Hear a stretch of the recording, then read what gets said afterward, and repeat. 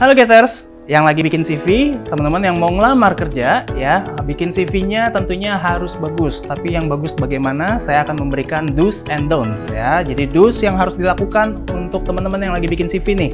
Nomor satu adalah teman-teman bikin cover letternya. Teman-teman, kalau ngelamar ke satu perusahaan, kita ngirim dokumen CV, itu kan ngirim dokumen ya. Nah, ngirim dokumen ke perusahaan itu harus ada kata pengantarnya, harus ada konteksnya. Teman-teman bikin cover letter ini adalah untuk pengantar ya, bahwa teman-teman sedang mengirimkan dokumen berupa CV. Intinya seperti itu.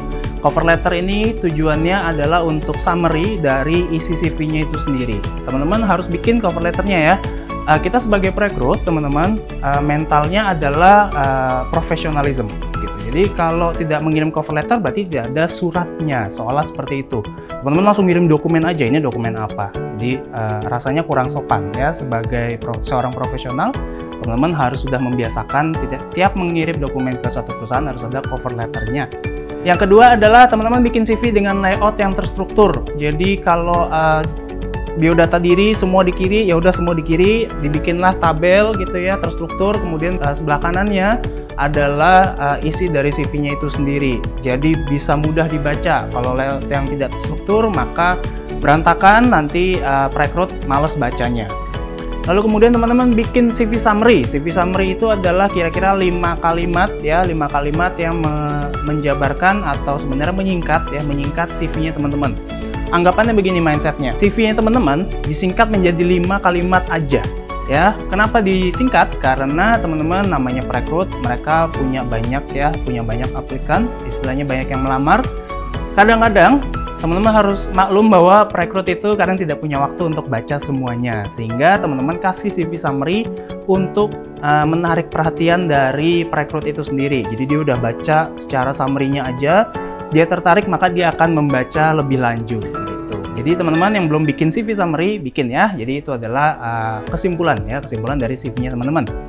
Lalu teman-teman sebutkan kemampuan kerja yang relevan. Jadi kalau misalnya teman-teman sebagai desainer apa dulu? Misalnya misalnya desain visual gitu ya.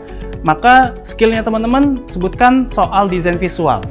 Jangan sebutkan yang tidak relevan. Jadi sebutkan aja yang misalnya desain visualnya bisa Photoshop, bisa Corel Draw, bisa Illustrator. Sebutkan aja yang relevan. Teman-teman tidak harus sebutkan semua skillnya teman-teman. Ya, kemudian teman-teman menggunakan font yang umum aja. Dari saya sarannya adalah Times New Roman, Arial, Calibri, Verdana, Tahoma.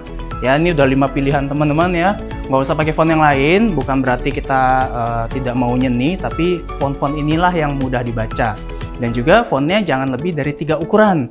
Jadi ukuran pertama biasanya ada di judul paling atas, misalnya namanya teman-teman gitu ya, kayak saya Bayu Asta gitu. Lalu kemudian ada judulnya, judul bagiannya, misalnya CV summary, itu ada fontnya sedikit menurun gitu ya, sedikit lebih kecil. Lalu isi dari CV summary-nya, fontnya misalnya 11, ya udah 3 ukuran itu aja. Lalu kemudian foto diri yang profesional teman-teman, jangan pakai foto diri yang selfie ya, apalagi yang lagi pakai baju yang kurang rapi.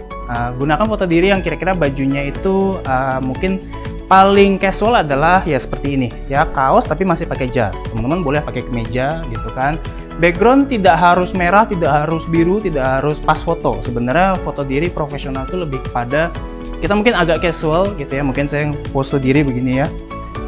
Nah, ini salah satu foto diri yang profesional contohnya. Jadi tidak harus pas foto, teman-teman bisa pakai backgroundnya pemandangan, atau mungkin lagi di kantor sebelumnya kita pakai background kantornya gitu, itu boleh-boleh aja. Tapi yang jelas harus rapi dan juga tidak kemudian bergaya-gaya gitu ya. Kita senyum aja gayanya seperti itu. Itu yang profesional.